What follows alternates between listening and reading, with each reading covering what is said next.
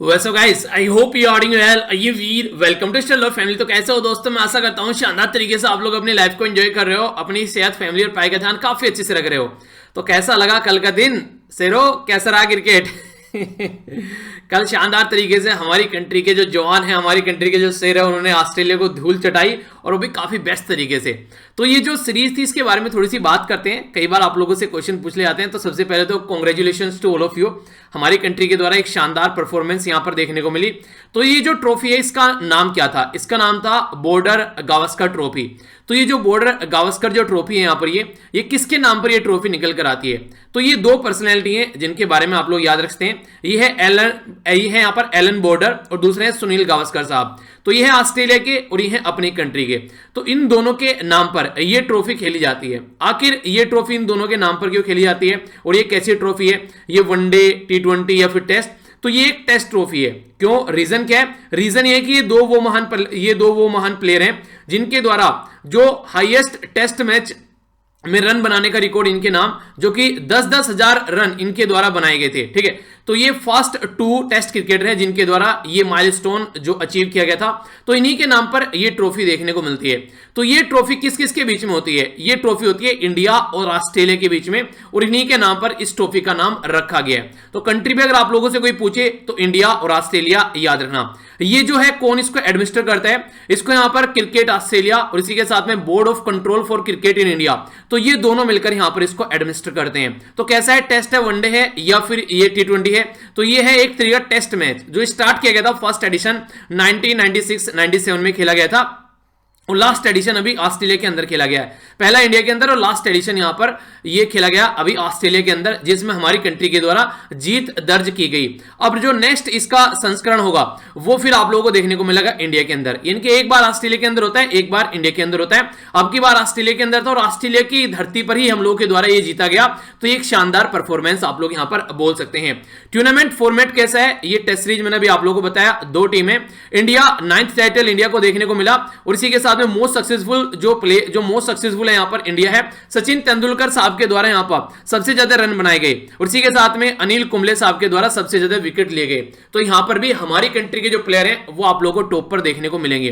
तो ये जो ट्रॉफी है ये भी हमारी कंट्री के द्वारा शानदार तरीके से जीती गई। और ये कहां पर थी? ये थी गब्बा। तो गब्बर इज बैक, याद रख लीजिएगा, ऑस्ट्रेलिया में जहां पर ये खेली गई, जिसकी वजह से काफी न्यूज में है। ठीक है, तो काफी अच्छे से हमारी कंट्री के द्वारा ये जीता गया। तो याद रखना, ये जो सीरीज जीती गई है ये 2-1 से यहां पर ये सीरीज जीती गई है हमारी कंट्री के द्वारा। अभी फिलहाल जो ये अभी खत्म हुई है, तो काफी इंटरेस्टिंग है। हमारी कंट्री ने उन्हीं की धरती पर जाकर उनको हराया। तो दो खुशखबरी एक साथ हो गई। एक तो विराट कोहली को बच्चा हो गया और दूसरा यहां पर ये आप लोगों ने मैच भी जीत लिया। और विराट कोहली जो थे वो पैटर्निटी लीव पर वहां से निकल कर आ गए थे मैच से, और ये जो मैच जीता गया एक शानदार तरीके की परफॉर्मेंस आप लोग बोल सकते हैं। जिस तरीके से हमारी क्रिकेट टीम यहां पर खेल रही है, इसी तरीके से हमारे जो किसान हैं वो भी बॉर्डर पर खेल रहे हैं। तो उसी की ये पिक्चर है, आज द हिंदू ने जो शेयर की है।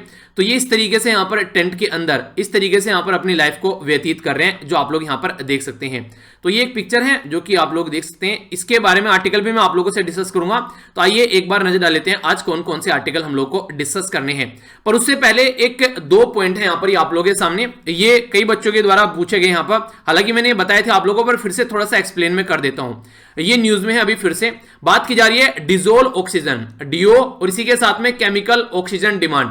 तो ये दोनों में क्या डिफरेंस होता है? तो ये आखिर क्यों न्यूज में? पहले तो आप लोग ये समझिए, ये न्यूज में इसलिए क्योंकि गुजरात के अंदर कई सारी रिवर ऐसी हैं जिनकी खस्ता हालत हो चुकी है। और ये जो डेटा यहां पर अभी निकल कर आ रहा है, ये हमारी कंट्री की जो ministry of environment and forest climate change है उसके द्वारा ये बातें बोली गई है कि साबरमती के अंदर अगर आप लोग जाएंगे तो most polluted river in the country आप लोग को देखने को मिलेगी। यानी कि साबरमती जो रिवर है वो सबसे ज्यादा पोल्यूशन से भरी हुई रिवर है आज की डेट में। गुजरात की जो रैंक है यहां पर वो 4th है, टॉप स्टेट अगर आप लोग बात करें पोल्यूटेड रिवर में, तो काफी बुरी खस्ता हालत बोल सकते हैं। जो टॉप 20 रिवर है यहां पर वो क्रिटिकली पोल्यूटेड लेवल पर पहुंच चुकी है। हमारी कंट्री में अगर आप लोगों को पता होगा, मैंने आप लोगों को बताया भी था नेशनल क्लीन एयर प्रोग्राम के बारे में, जिसमें बोला गया था कि 102 जो मोस्ट पोल्यूटेड सिटी है उनको सुधारा जाएगा हमारी कंट्री में, और 30% जो लेवल तक आप लोग इसको कंट्रोल करेंगे, ये यहां पर 2024 तक का टारगेट रखा गया है। तो ये चीजें हैं हमारी कंट्री में जो कि इन्वायरमेंट के बारे में आप लोगों से पूछी जा सकती है। तो कई सारे ऐसे प्रोग्राम हैं, ठीक है।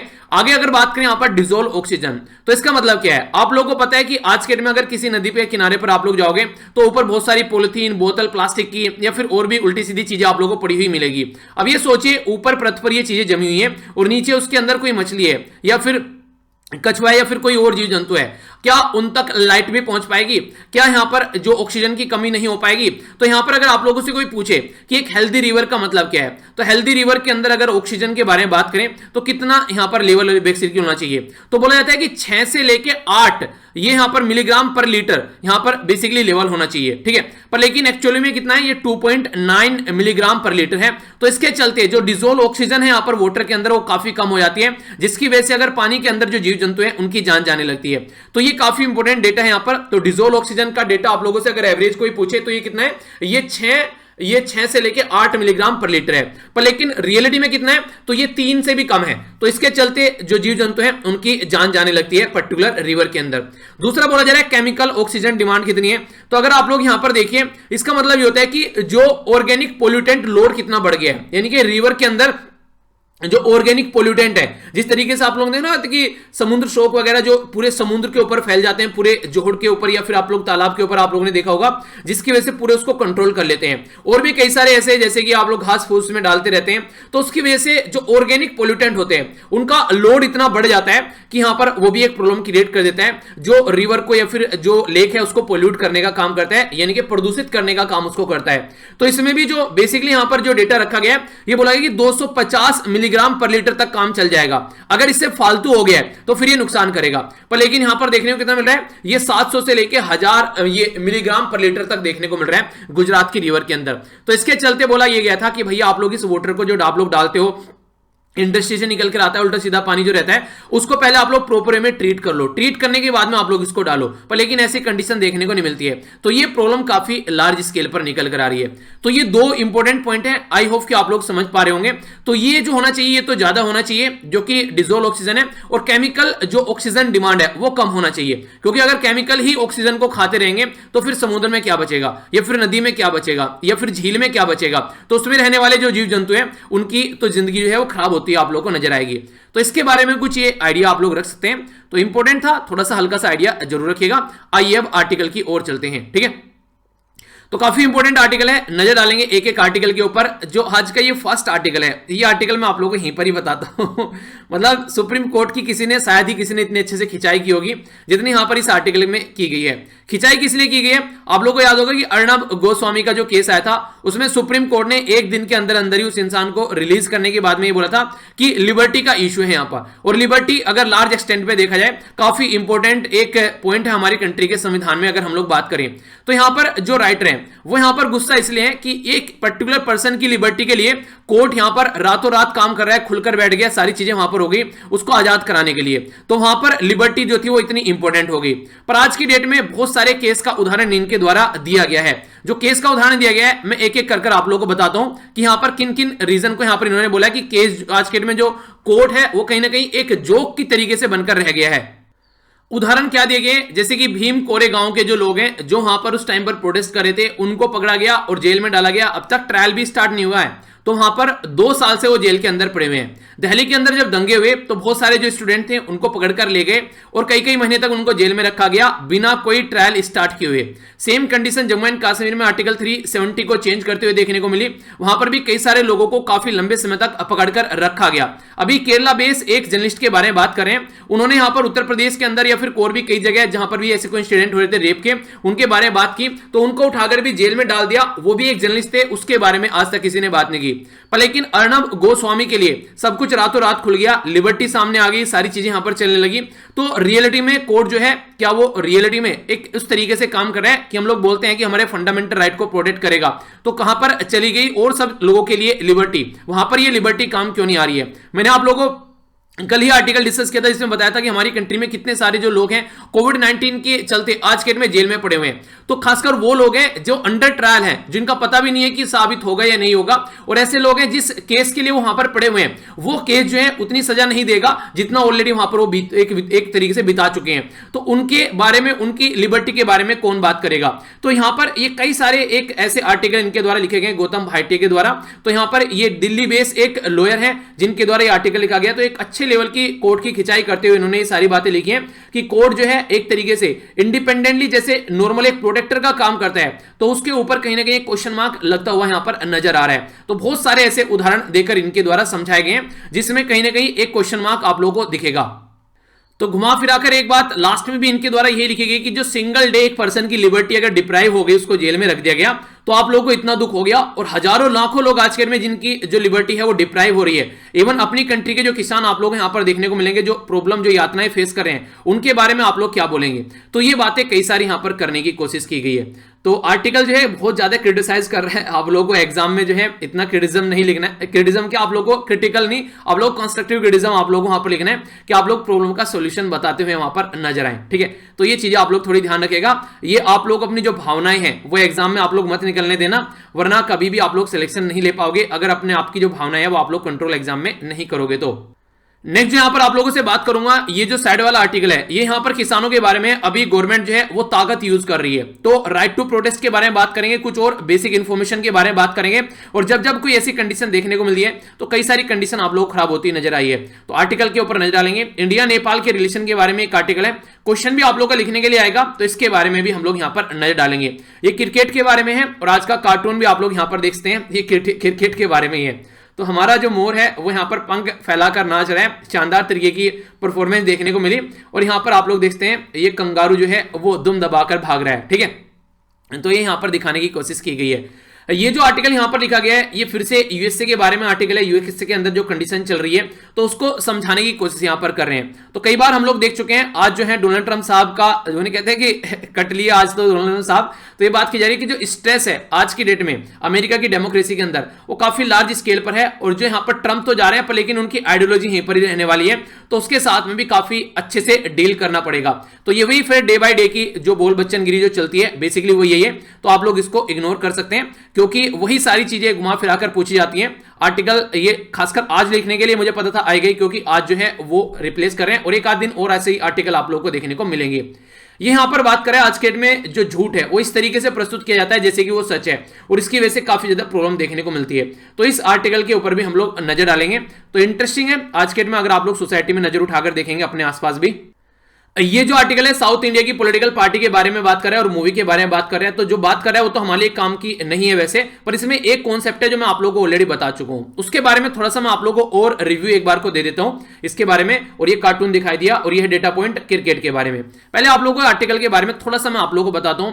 आज के डेट में हमारी कंट्री में जो महिलाएं हैं उनको पे नहीं किया जाता है अगर वो घर पर काम करती है, पर लेकिन वो घर पर काम करती है पूरे दिन, इसीलिए घर में से कोई कमाने वाला पर्सन जिसको आप लोग बोलते हैं नॉर्मली बाहर जाके काम करता है, तो वो अपना काम ढंग से कर पाता है। अगर महिला घर पर ढंग से काम नहीं करेगी तो ये जो बाहर निकला हुआ पर्सन है, इंडिपेंडेंट होंगे, आजादी से काम करता है बाहर, ये अपना काम नहीं कर पाएगा अगर घर में महिला ढंग से प्रॉपर वे में सारी चीजों को नहीं थामेगी तो। और इस महिला को हम लोग बड़ी जल्दी बोल देते हैं कि तुम करती क्या हो। तो ये कंडीशन आप लोगों को देखने को मिलेगी। अगर ये कुछ ना करती तो फिर आप लोग भी कुछ ना करते। तो ये सिचुएशन जो है उसी को ध्यान में रखते हुए अभी साउथ इंडिया के अंदर पॉलिटिकल पार्टी के द्वारा अपने मैनिफेस्टो में बोला गया कि जो घर पर रहने वाली महिलाएं जो काम करती हैं उनको आप लोगों को पैसा देना चाहिए। तो उसी के चलते यहां पर ये काफी ज्यादा अभी न्यूज में यहां पर आ गया कि पे करना है आप लोगों को, जो घर में जो काम करती है महिलाएं, होम मेकर जो है उनके लिए पे करना है आप लोगों को। पर लेकिन इसके दो पहलू आप लोगों को यहां पर देखने को मिले। अगर कोई इंटरव्यू भी पूछे या फिर लिखने के लिए भी आए तो आप लोग इसको वहां पर अच्छे से लिखेगा। पहला पहलू तो ये देखने को मिला कि अच्छी बात है कि आप लोग उनका जो वर्क है उसको सपोर्ट करना चाहते हैं, पर लेकिन आप लोग जाने और अनजाने में उनको घर पर ही बंद नहीं कर रहे हैं। अगर एक बार घर पर उनको रहने का पैसा मिलने लगा काम करने का, तो आप लोगों को लगेगा कि महिलाएं जो है वो घर से निकलेगी एक पैट्रियार्कल सोसाइटी के अंदर, तो कितनी ज्यादा दिक्कत यहां पर देखने को मिलेगी। तो ये सिचुएशन आप लोग समझ सकते हैं कि लड़कियों को फिर पढ़ाना बिल्कुल ही बंद कर देंगे, बोलेंगे तुमको तो घर पर रहकर ही काम मिल जाएगा, उसी का पैसा मिल जाएगा। अब ये एक तरीके से लड़कों के ऊपर भी और ज्यादा प्रेशर पड़ेगा कि आप लोगों को तो काम करना पड़ेगा, पढ़ना पड़ेगा, लड़कियों को तो घर पर ही काम मिल जाएगा। तो इस तरीके से एक और मेंटेलिटी जो हमारी है वो लड़कियों के ऊपर हावी होती नजर आएगी और वो एक तरीके से बाहर नहीं निकल पाएंगी तो फिर आप लोगों को पीवी सिंधु या फिर कल्पना चावला जैसी जो जो लड़कियां हैं वो आप लोगों को नहीं देखने को मिलेगी। तो हिमा दास जैसी जो आप लोगों को लड़कियां देखने को नहीं मिलेगी।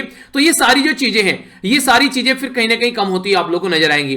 तो यहां पर सजेशन क्या दिए गए थे जो मैंने आप लोगों से डिस्कस किया, काफी अच्छा सजेशन लगा कि घर पर अगर लड़का रहकर काम करता है तो उसको पैसा आप लोगों को देना चाहिए, ताकि जो ये एक टेंडेंसी है कि बाहर ही जाकर लड़का कमाएगा, तो घर पर रहकर अगर वो काम करे तो उसको आप लोगों को पैसा देना चाहिए। तो वो आप लोगों को यहां पर करना चाहिए, ताकि जो लड़के हैं उनको भी बाहर जो दुनिया एक्सप्लोर करने का मौका मिल सके, उनको भी लोग पढ़ाएं कि लड़का तो घर ही रह के काम कर लेगा काम कर लेगा, तुम बाहर जाओ, तुम पढ़ो, तुम्हारा नहीं चलेगा काम, ठीक है।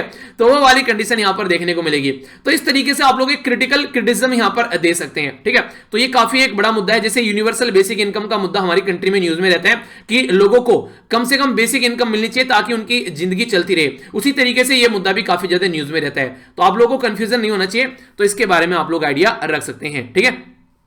नेक्स्ट जो आर्टिकल है उस आर्टिकल के बारे में आप लोगों से डिस्कस करूंगा। पहले आप लोग ये जानिए हमारे संविधान में राइट टू प्रोटेस्ट के बारे में क्या कहते हैं। अगर आप लोग कहीं पर प्रोटेस्ट करते हैं तो राइट टू प्रोटेस्ट का कॉन्सेप्ट है हमारे संविधान में कि आप लोग प्रोटेस्ट कर सकते हैं, पर लेकिन पीसफुल प्रोटेस्ट होना चाहिए। ये नहीं कि आप लोग वहां बंदूक गोला बारूद लेकर पहुंच गए। तो हमारे संविधान में जो पार्ट 3 है, पार्ट 3 में आप लोग को देखने को मिलेंगे फंडामेंटल राइट। इन फंडामेंटल राइट में जब आप लोग जाएंगे आर्टिकल 12 से लेकर आर्टिकल 35 तक, तो इसमें बीच में एक आर्टिकल है जिसको बोलते हैं आर्टिकल 19। ये आर्टिकल 19 जो है यहां पर ये क्या बात करता है, ये बात करता है फ्रीडम, ये बात करता है राइट टू फ्रीडम के बारे में, right to freedom of speech and expression, जो कि आर्टिकल 19 के अंदर भी जो इसका सेक्शन ए का सबसेक्शन ए, यहां पर आप लोग सेक्शन 1 का सबसेक्शन ए देखने को मिलेगा। तो ये एक पार्ट है, इसके अंदर यहां पर आप लोग ये बातें करते हैं, ठीक है। तो यहां पर बात ये की जाती है कि आप लोग इस तरीके से काम कर सकते हैं, पर लेकिन कोई प्रोटेस्ट आप लोगों को एक तरीके से ऐसे नहीं कि आप लोग वहां पर लड़ेंगे फिरेंगे जाकर। आर्टिकल जो यहां पर बोलता है बेसिकली, तो आप लोग प्रोटेस्ट कर सकते हैं, पीसफुल प्रोटेस्ट होना चाहिए, पीसफुल होना चाहिए यहां पर ये, बिना किसी आर्म के। तो ये अंडर आर्टिकल 19 का जो यहां पर बेसिकली बी बोलता है। तो हमारी कंट्री में ये हक दे रखा है कि आप लोग प्रोटेस्ट कर सकते हैं, जब तक कि आप लोग वहां पर कोई हथियार वगैरह यूज न करें, कोई वायलेंस वगैरह वहां पर देखने को न मिले। तो ये ऑलरेडी हमारे फंडामेंटल राइट की कैटेगरी में आता है। मैंने आप लोगों को संडे में यहां पर एक आर्टिकल डिस्कस किया था जिसमें सिख फॉर जस्टिस के बारे में हम लोगों ने बात की थी। तो नेशनल इन्वेस्टिगेशन जो एजेंसी है उसके द्वारा कई सारे लोगों को गिरफ्तार किया गया है कि जो फार्मर का जो प्रोटेस्ट यहां पर चल रहा है उसमें कई सारे ऐसे हैं जो खालिस्तानी मूवमेंट को सपोर्ट करते हैं और जो इंडिया में से खालिस्तान को अलग बनाने की कोशिश करते हैं। तो ऐसे लोग भी यहां पर सपोर्ट कर रहे हैं। तो एनआईए के द्वारा कई सारे लोगों को यहां पर गिरफ्तार किया गया। तो ये सिख फॉर जस्टिस जो मूवमेंट चलता है ये यूएसए से चलता है, ठीक है। इसके जनक कौन है उनका नाम आप लोगों को बताना है, ये मैंने आप लोगों से संडे में भी डिस्कस किया था, रिवीजन आप लोगों का हो जाएगा। आर्टिकल के बारे में बात करते हैं। आर्टिकल में यहां पर देखिए राइटर जो है वो गवर्नमेंट को चेतावनी दे रहे हैं कि आप लोग जो है पावर का गलत इस्तेमाल करने की कोशिश कर रहे हैं। जब दिखता है कि आप लोगों को सीधी इंग्लिश से घी नहीं निकल रहा है तो आप लोग उंगली को टेढ़ी करने की कोशिश कर रहे हैं। तो इसका मतलब क्या हो गया, इसका मतलब ये हो गया कि आज की डेट में जो गवर्नमेंट है वहां पर जो किसान है उनको दबाने की कोशिश कर रही है, सप्रेस करने की कोशिश कर रही है, और एक तरीके से जब डायलॉग काम नहीं कर रहा है तो ये उल्टा स्टेप उठाने की कोशिश गवर्नमेंट के द्वारा की जा रही है। तो ये पॉलिटिकल डायलॉग का सब्स्टिट्यूट की तरीके से देख रहे थे कि ऐसे नहीं तो आप लोग ऐसे मानोगे। एनआईए के द्वारा यहां पर समन किया गया कई सारे लोगों को यहां पर, जिसके चलते उनको एक तरीके से उन्हें कहते हैं देशद्रोह के चार्ज के तरीके से यहां पर चीजों को सप्रेस करने की कोशिश की जाती है। तो देशद्रोह का चार्ज लगाकर, तो ऐसा पहली बार भी, ऐसा नहीं कि पहली बार हो रहा है। तो सबसे पहले तो राइटर यही बोल रहे हैं कि कोई सरप्राइजिंग नहीं है कि आप लोग ऐसा कुछ कर रहे हैं, क्योंकि आप लोगों ने पहला भी ऐसे किया है। जो लोग प्रोटेस्ट करते हैं उनको अलग अलग तरीके से आप लोगों ने सप्रेस करने की कोशिश की है। तो जो पंजाबी एक्टर है दीप सिंधु, ठीक है, और इसी के साथ में फार्मर के जो लीडर हैं बलदेव सिंह सिरसा, तो यहां पर ये कई सारे अमंग 40 जो लोग हैं जिनको समन किया गया है अभी यहां पर 15 दिसंबर को, जिनके खिलाफ केस रजिस्टर किया गया है। तो ये सारे जो लोग हैं ये यहां पर अभी फिलहाल जो है ये किसी न किसी तरीके से हेल्प प्रोवाइड करा रहे हैं किसानों को, ताकि किसान जो है अपना प्रोटेस्ट जो है वो कंटिन्यू कर सके। तो इनको कनेक्ट करके दे रहा है सिख फॉर जस्टिस के साथ में, जो कि यूएस बेस एक ऑर्गेनाइजेशन है और हमारी कंट्री में ये बैंड है। तो इसको उसके साथ कनेक्शन लगाकर गवर्नमेंट अभी देख रही है। आखिर ऐसा क्यों कर रही है? ऐसा इसलिए कर रही है क्योंकि अगर बात करें यहां पर तो जैसे खालसा एड या फिर एक तरीके से जो सिख चैरिटी यहां पर ये है, ये क्या करते हैं, ये कई सारे मटेरियल प्रोवाइड कराते हैं जो यहां पर किसान प्रोटेस्ट कर रहे हैं, यानी कि मटेरियल सपोर्ट उनको देखने को मिलती है। और कम्युनिटी जो किचन चलती है जिसके चलते वहां खाना खा पा रहे हैं, वहां पर जाकर टिक पा रहे हैं, तो ये कई सारी फैसिलिटी यहां पर इनके द्वारा प्रोवाइड कराई जाती है। तो अगर फैसिलिटी प्रोवाइड कराने वाले लोग ही यहां पर नहीं रहेंगे तो यहां पर कैसे काम चलेगा? तो यहां पर किसान को फिर निकलना पड़ेगा, क्योंकि किसान के पास में इतना पैसा तो है नहीं वो यहां पर टिके रहेंगे। तो इसीलिए कई बार पहले भी आप लोगों ने देखा होगा, जो हमारी कंट्री में गवर्नमेंट है उसके जो लीडर हैं ऑलरेडी खालिस्तानी बोल चुके हैं कई बार इन लोगों को, जो यहां पर प्रोटेस्ट कर रहे हैं। तो ये ऑलरेडी देखने को मिल चुका है। इवन जो गवर्नमेंट का लॉ ऑफिसर है उसके द्वारा भी यहां पर बोला गया कि ये घुसपैठ हो रही है यहां पर, जो फार्मर का नाम लेकर अपना कोई निशाना साध रहे हैं। तो ये बातें यहां पर इनके द्वारा बोली गई। यानी कहने का मतलब ये, किसानों का जो प्रोटेस्ट चल रहा है उसको किसी न किसी तरीके से छिन्न भिन्न करने की कोशिश की जा रही है, अलग अलग तरीके से। अगर सीधी उंगली से घी नहीं निकला है तो उसको टेढ़ी कर रहे हैं।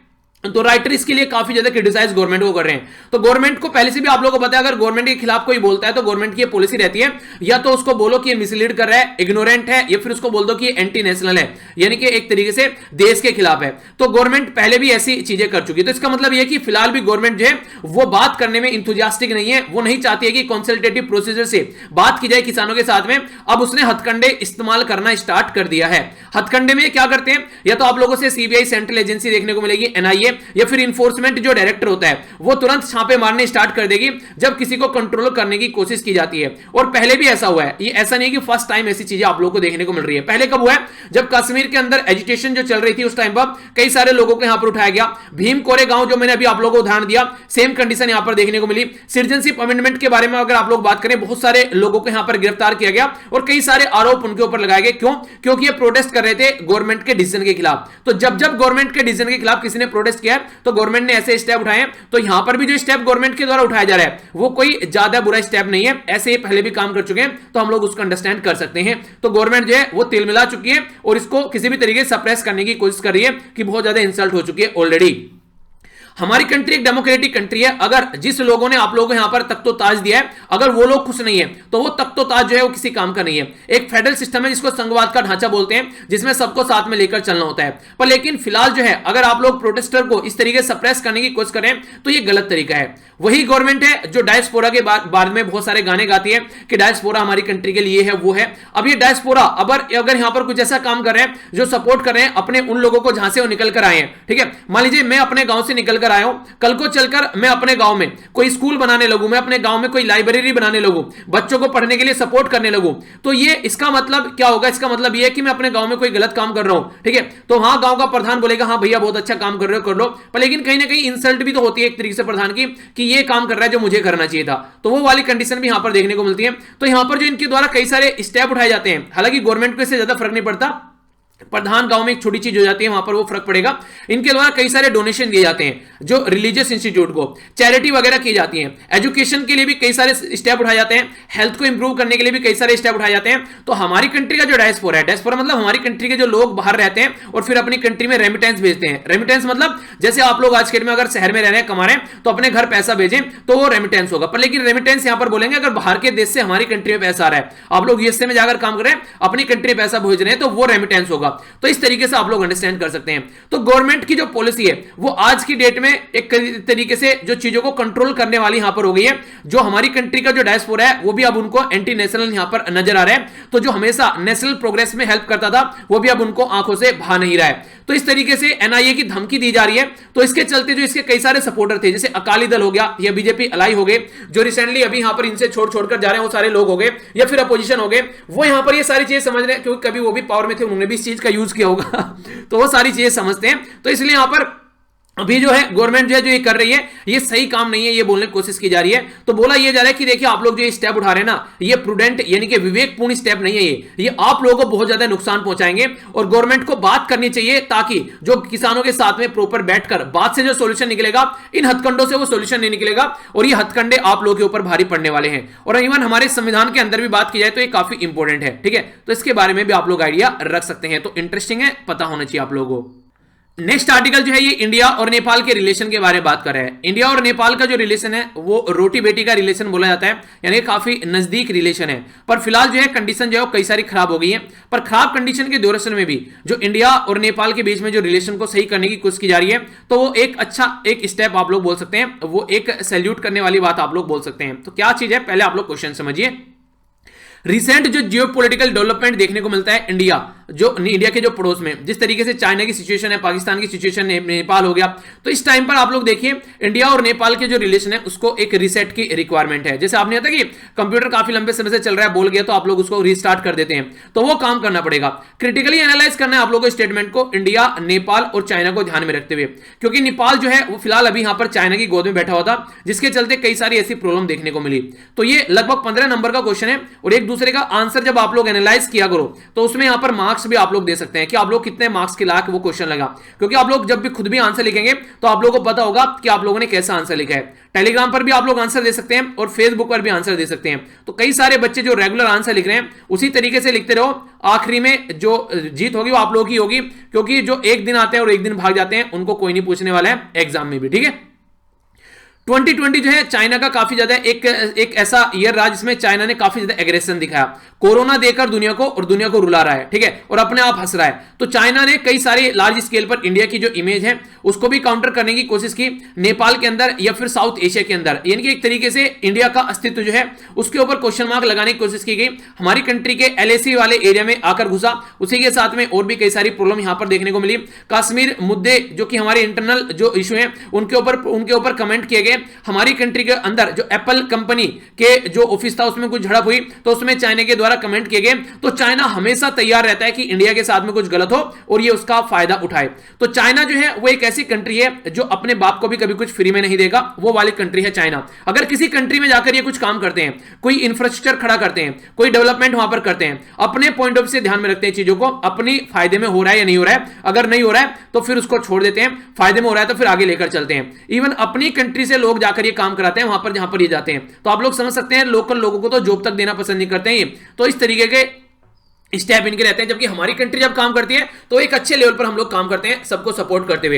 कम्युनिस्ट पार्टी ऑफ नेपाल जो है वो आज की डेट में डिवाइडेड देखने को मिली। रीजन क्या था? रीजन ये था कि जो यहाँ के प्राइम मिनिस्टर जिनका नाम है KP शर्मा ओली साहब, उनके द्वारा जो यहाँ पर इनकी जो असेंबली थी उसको डिसोल्व कर दिया। तो जैसे यहाँ पर इनके द्वारा जो हाउस ऑफ रिप्रेजेंटेटिव को डिसोल्व किया गया दिसंबर के महीने में और बोला गया कि इलेक्शन कराए जाएंगे, तो सबने इसको अनकॉन्स्टिट्यूशनल करार दिया, क्योंकि आप लोग गवर्नमेंट में हो, पावर में हो, आप लोग, ऐसा भी नहीं है कि आप लोगों के पास में कोई मेजोरिटी नहीं है, तो इस तरीके से आप लोग असेंबली को कैसे डिसोल्व कर सकते हो? ये अनकॉन्स्टिट्यूशनल है ईरान के अंदर, नेपाल के अंदर। और रीजन इसका ये क्योंकि जब इलेक्शन होते हैं ना तो एक ह्यूज मनी यहां पर लगती है, जनता का पैसा लगता है, टैक्स पेयर की मनी लगती है। तो आप लोगों ने इस तरीके से स्टेप उठाया, तो यहां पर उसी के चलते बात ये बोली जा रही है कि जब कोर्ट में यहां पर पिटीशन पहुंची तो कोर्ट उसको सुन रहा है और सीरियस ये कॉन्स्टिट्यूशनल इंटरप्रिटेशन का मामला कोर्ट के द्वारा बोला गया कि समझना पड़ेगा कि इस तरीके से किस तरीके के स्टेप उठाए जा सकते हैं। यहां पे जो कुछ पॉइंट है आप लोगों के याद रखने लायक हैं, जो आप लोगों से एग्जाम में भी क्वेश्चन बन सकता है कि इंडिया और नेपाल के बीच में 6 नंबर की जो मीटिंग अभी देखने को मिली इंडिया नेपाल ज्वाइंट कमीशन की, वो कहां पर हुई? तो ये हुई हमारी कंट्री में न्यू दिल्ली के अंदर। तो ये याद रखना किसके द्वारा को चेयर की गई? तो हमारी कंट्री के जो एक्सटर्नल अफेयर मिनिस्टर हैं जयशंकर साहब, और इसी के साथ में जो नेपाल के फॉरेन मिनिस्टर हैं जिनका नाम है प्रदीप कुमार गेवाली, ठीक है, तो इनके द्वारा यहां पर इसको को चेयर किया गया। इसी के साथ में जो नॉर्मली ये जो मीटिंग रही, ये एक कॉन्फिडेंस बिल्डिंग की मीटिंग थी, क्योंकि आप लोगों को पता है कि दोनों कंट्री के बीच में कॉन्फिडेंस कितना लूज हो चुका है ऑलरेडी। इसी के साथ में कोविड-19 को टैकल करने के लिए दोनों साइड मिलकर काम करेगी, क्योंकि ऑलरेडी काफी लार्ज स्केल पर चाइना के ऊपर डिपेंडेंट रहने की कोशिश कर रहा है यहां पर नेपाल। तो इसके चलते भी इंडिया की साइड से कहीं ना कहीं जो सपोर्ट जो है वो कम देखने को मिल रही है, और ये सपोर्ट लेने के इंटरेस्ट में भी नहीं है, ठीक है। पर लेकिन ऐसा मतलब नहीं है कि बिल्कुल भी काम नहीं चल रहा है। अभी यहां पर जो बात की जा रही है, डेवलपमेंट की बात की जा रही है, एक पर्टिकुलर जो यहां पर प्रोडक्ट है जिसका नाम है ये पाइपलाइन जो है जिसको मोतीहारी अमलेखगंज, ठीक है, तो अमलेखगंज मोतीहारी से अमलेखगंज तक ये बेसिकली पाइपलाइन थी। अब इसको चितवान तक पहुंचाने की बात की जा रही है, ठीक है। तो आप लोग यहां पर देखते हैं ये हमारी कंट्री में है, ये अमलेखगंज, ठीक है, तो ये बिहार से लेकर आप लोग देखते हैं यहां पर ये अमलेखगंज तक पहुंच रही है। तो इसके बारे में बात की जा रही है। तो ये एक पर्टिकुलर लाइन है। इसी अभी आप लोगों से यहां पर एक ट्रैक के बारे में बात करूंगा जो कि आगे लेकर चलने की बात की जा रही है। तो पाइपलाइन जो है यहां पर नई पाइपलाइन की बात की जा रही है, सिलीगुड़ी कॉरिडोर का नाम आप लोगों ने सुना होगा, वहां से ये है झापा, ठीक है, ये कहां पर है? नेपाल के अंदर। तो इसके ऊपर भी डिस्कशन चल रहा है, अभी ये भी आगे बढ़ती हुई आप लोगों को नजर आएगी। इसी के साथ में एक रेल नेटवर्क की भी बात यहां पर की जा रही है। हमारी कंट्री में जो जैन नगर से लेकर यहां पर ये आप लोगों को देखने को मिलेगा, अलग अलग एरिया में होते हुए यहां पर ये इसके अंदर जो बेसिकली एक ये हो गया यहां पर जनकपुर, ठीक है, तो ये भी काफी ज्यादा न्यूज में रहता है। आप लोगों ने सुना होगा कि हमारी कंट्री में और नेपाल में राम और सीता के बारे में जब आप लोग बात करते हैं, जिनको हिंदू मैथोलॉजी के अंदर जो भगवान की कैटेगरी में रखा जाता है। तो अगर बात करें जो राम जी हैं, राम जी ने जो शादी की थी सीता की, तो ये मानते हैं सीता जी जो थी वो यहां पर नेपाल से आती थी, ठीक है। तो इस तरीके से यहां पर ससुराल था राम जी का जो नेपाल के अंदर, ऐसा भी बोला जाता है, ठीक है। तो उसके चलते यहां पर ये फर्स्ट पैसेंजर जो ट्रेन थी ये इंडिया से नेपाल के बीच में, ये यहां पर जयनगर से कुर्था वाया जनकपुर, तो ये भी काफी इंपॉर्टेंट है यहां पर, जो कि पूछी जा सकती है किसके बीच में है। इसी के साथ में क्रॉस बॉर्डर जो रेल कनेक्टिविटी है रक्सोल से काठमांडू के बारे में बात की जा रही है, जो कि बिहार से लेके काठमांडू तक। तो ये काफी इंपॉर्टेंट कुछ ऐसी चीजें हैं जो हमारी कंट्री के बीच में प्रोजेक्ट चल रहे हैं, तो इनको भी फोकस दिया जा रहा है, ये भी डिस्कस किए जा रहे हैं। पर लेकिन अभी चीजें जो हैं वो आधे अधूरे में लटकी पड़ी हैं। तो ज्वाइंट कमीशन जो है वो एम्फेसाइज दे रहा है कि कैसे क्रॉस बॉर्डर जो मूवमेंट है वो चलना चाहिए, लोगों का भी और सामान का भी। हमारी कंट्री से काफी लार्ज स्केल पर दवाइयां जो है, खाने पीने के जो प्रोडक्ट हैं वो नेपाल में पहुंचाए जाते हैं। तो सब रीजनल कोऑपरेशन काफी ज्यादा जरूरी है अगर आप लोग चाहते हैं कि दोनों कंट्री में चीजें जो है प्रॉपर वे में चलती रहे। जब आइए आज के दिन में हमारी कंट्री में से मान लीजिए नेपाल में काफी सारा सामान एक्सपोर्ट किया जाता है, और पता चला नेपाल से भी हमारी कंट्री में काफी सारा सामान जो है वो एक्सपोर्ट किया जाता है, तो दोनों साइड से ट्रेनिंग चल रही है। तो इसके चलते अगर आप लोग बात करेंगे तो यहां पर इंटीग्रेटेड जो चेक पोस्ट है उसके बारे में जब हम लोग बात करते हैं तो ये काफी इंपॉर्टेंट है, जिसके बारे में आप लोग याद रखिएगा। तो ये यहां पर आसानी से क्रॉस होनी चाहिए, चीजें इजी होना चाहिए ट्रेड। अगर यहां पर कोई प्रॉब्लम होगी तो दोनों के बीच में चीजें आगे नहीं बढ़ पाएगी, तो इसके बारे में भी बात की गई है। इसी के साथ में यहां पर बात की जा रही है पंचेश्वर, ये मल्टीपर्पज प्रोजेक्ट जो है, तो ये जो प्रोजेक्ट है यहां पर एक हाइड्रो प्रोजेक्ट है जो इंडिया और नेपाल के बीच में काफी इंपॉर्टेंट है और काफी ज्यादा न्यूज में है। इसी के साथ में यहां पर है, ये यहां पर Pashupati Nath river front development का काम किया जा रहा है इंडिया के द्वारा। नेक्स्ट यहां पर जो बात की जा रही है यह है बंदेरखल जो गार्डन रिस्टोरेशन की बात की जा रही है, पटन दुर्बार, कहां पर नेपाल के अंदर, ठीक है। तो ये इसके चलते कई सारे ऐसे एरिया हैं जो हम लोग यहां पर रिस्टोर कर रहे हैं, बना रहे हैं, तो इंडिया और नेपाल के रिलेशन और आगे बढ़ते हुए नजर आते हैं। तो जितना ज्यादा डेवलपमेंट हम लोग नेपाल के साथ में कर पाएंगे, चाइना जो है वो उतना ही कम यहां पर नेपाल के ऊपर इन्फ्लुएंस डाल पाएगा। तो कहीं ना कहीं काफी इंपॉर्टेंट है। पर लेकिन अगर बात करें लीडर ही सोचकर बैठ गए कि भैया उन्हीं का साथ देना है, तो फिर कोई सोचने वाली बात ही नहीं है। यानी कि मैं सोच रहा हूं कि आप लोग कुछ चीजें समझा दो, आप लोग सोचने लगे कि कुछ नहीं समझना है, ऐसे ही बैठे रहना है, दिमाग में कुछ जाने नहीं देना है, तो पॉसिबल नहीं है। आप लोग के सामने रख दो रसमलाई लाकर, आप लोग बोले कि नहीं हनी ही नहीं है भैया, कुछ भी कर लो, ठीक है, तो वो चीजें पॉसिबल नहीं हो पाती है कि आप लोगों को मम्मी जो है खाना बनाकर दे सकती हैं, पर उठाकर खाना आप लोगों को पड़ेगा, मुंह तक दे सकते हैं, आगे आप लोगों को चबाना आप लोगों को ही पड़ेगा। तो वही बात है, अगर नॉर्मल करने हैं तो दोनों तरीके से काम करना पड़ेगा, खाना भी होना चाहिए और खाने वाले की इच्छा भी होनी चाहिए। तो यूएन सिक्योरिटी काउंसिल के लिए नेपाल हमको सपोर्ट करता है, अच्छी बात है। परमानेंट 5 मेंबर में से अगर बात करें तो खुलकर जो सपोर्ट करता है हमला है वो यूके, जो हमारी परमानेंट सीट के लिए सपोर्ट करता है, तो काफी क्रूशियल है वैसे तो, लेकिन सही है। अब नेपाल के अंदर एक तो स्टेबिलिटी होना काफी ज्यादा जरूरी है, क्योंकि इनस्टेबिलिटी है काफी लंबे समय से, और दोनों के रिलेशन को भी अभी यहां पर प्रेफरेंस देना चाहिए ताकि सिचुएशन को नॉर्मल किया जा सके, वरना दिक्कत बहुत ज्यादा देखने को मिलेगी, ठीक है। तो ये बातें हैं।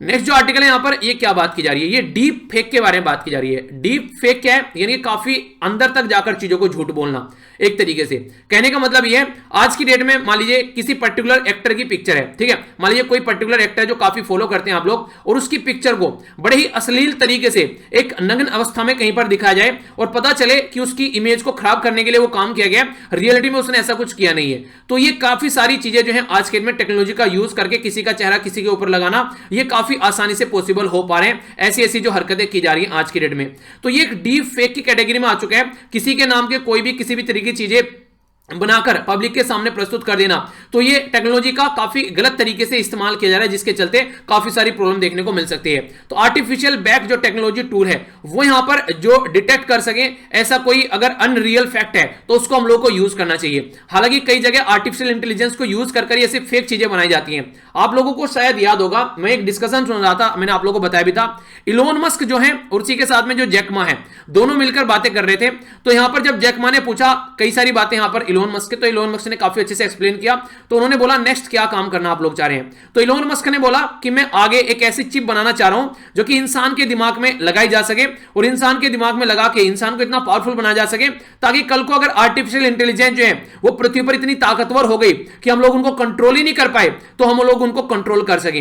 तो इसके ऊपर जो इलोन मस्क ने बोला कि मैं काम कर रहा हूं, तो ये काफी ज्यादा इंपॉर्टेंट है। सोचिए ये बिल्कुल ऐसी, अगर उदाहरण आज के डेट में लाइव में आप लोगों को समझाऊं, तालिबान जो है, तालिबान आज के डेट में जो पाकिस्तान जो अफगानिस्तान के अंदर जो उसकी ताकत बढ़ रही है, एक टाइम ऐसा था कि यूएसए ही उसको सपोर्ट किया करता था वहां से रसिया को भगाने के लिए, ठीक है। उस टाइम पर यहां पर काफी लार्ज स्केल पर यूएसए के द्वारा उसको सपोर्ट किया गया दूसरे को मुंह की खिलाने के लिए, पर उनको ये नहीं पता कि सांप को अगर दूध पिलाओगे तो सांप एक दिन तुमको भी डसेगा। तो ये कंडीशन यहां पर देखने को मिली। तो वही सिचुएशन निकल कर आई आज के डेट में उसी तालिबान के सामने जो यूएसए है वो घुटने टेकते हुए नजर आ रहे थे, जब वहां पर कंडीशन एक अलग थी। तो ऐसी अगर आज के डेट में आर्टिफिशियल इंटेलिजेंस को इस लेवल पर हम लोग लेकर जाते हैं कि कल को चलकर वो अपने आप ही चीजों को ठीक करने लगे और अपने आप ही चीजों को कंट्रोल करने लगे। तो रजनीकांत की मूवी आप लोगों ने देखी होगी, जो रोबोट है उसका जो सेकंड वर्जन भी आ चुका है, तो उसमें क्या दिखाने की कोशिश की गई है कि आर्टिफिशियल इंटेलिजेंस जो है अगर वो ताकतवर बन जाए तो जरा सी देर में इंसान है उनको धरती पर से खत्म कर सकती है और अपने ही जैसे रोबोट बनाकर अलग ही जिंदगी यहां पर जीना स्टार्ट कर सकती है। तो उनके अंदर इमोशन अगर ये सारी चीजें आने लगे, अपने आप ही वो ठीक करने लगे, तो इसको कंट्रोल करने वाला भी कुछ ना कुछ होना चाहिए, वरना फिर काफी ज्यादा प्रॉब्लम देखने को मिलेगी। तो डीप फेक जो है वो इतने लार्ज स्केल पर जो फेक न्यूज देखने को मिलती है उसको रोकने का कोई ना कोई तरीका होना चाहिए, ये समझाने की कोशिश यहां पर की जा रही है। तो इंपॉर्टेंट है, आप लोगों से कई बार क्वेश्चन पूछ ले आते हैं, ठीक है। तो ये था आज का डिस्कशन। आई होप कि आप लोगों ने अच्छे से एंजॉय किया होगा।